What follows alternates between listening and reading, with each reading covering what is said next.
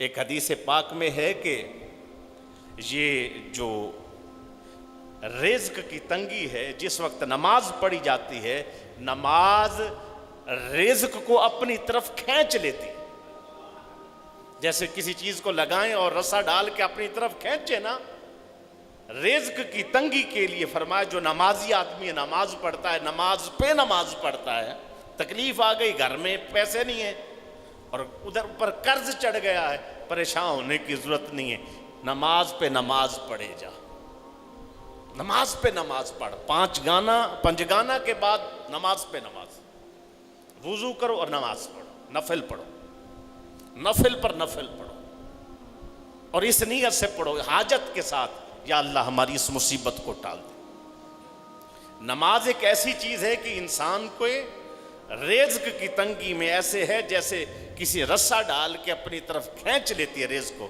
انشاءاللہ میرے حضور کا فرمان ہے کہ ایسے ہی رزق کو اپنی طرف کھینچ لے۔ ایک خط لے جانے والے کو آج ڈاکیا کہتے ہیں، اور امانتیں ہوتی تھی کہ ایک علاقے سے دوسرے علاقے میں لوگ لے جاتے تھے۔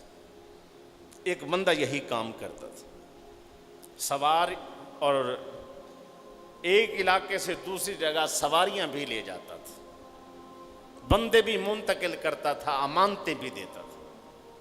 ایک دن وہ اس نے امانتیں لی، ایک آدمی بھی سوار ہوا، جب وہ راستے پہ جا رہے ہیں تو جس راستے پہ وہ جانے لگا تو سوار نے کہا اس راستے سے نہ چلو، اس راستے سے چلو۔ اس نے کہا یہ راستہ میں نہیں جانتا۔ اس نے کہا کہ میں جانتا ہوں، بہت اچھا راستہ، اس راستے پہ گھاس ہے، یہ راستہ چھوٹا ہے، جو جس راستے پہ آپ جاتے ہو وہ اس کا سفر طویل ہے، زیادہ ہے، اس راستے پہ چلو۔ اس نے کہنا مان لیا، اس راستے پہ گئے، آگے گئے تو ایک وحشت ناک جنگل آ گیا۔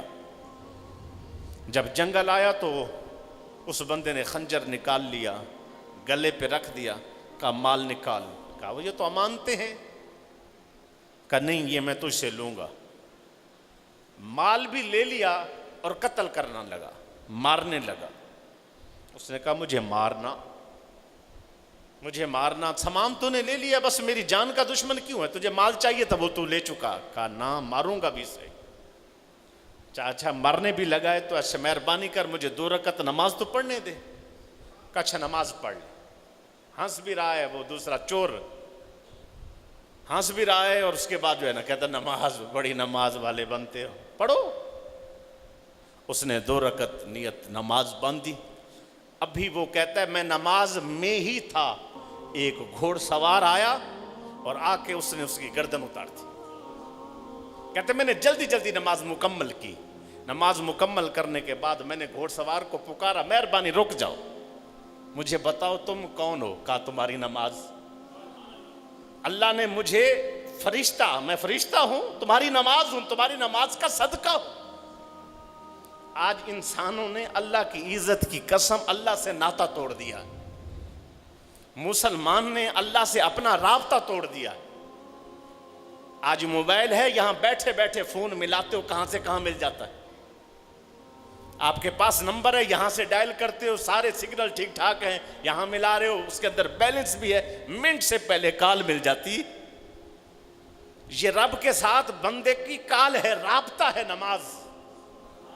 حدیث پاک میں ہے، میرے پاک نبی صلی اللہ علیہ وسلم سے پوچھا گیا یا رسول اللہ صلی اللہ علیہ وسلم بتائیں کہ انسان اللہ کے قریب کس وقت ہوتا ہے؟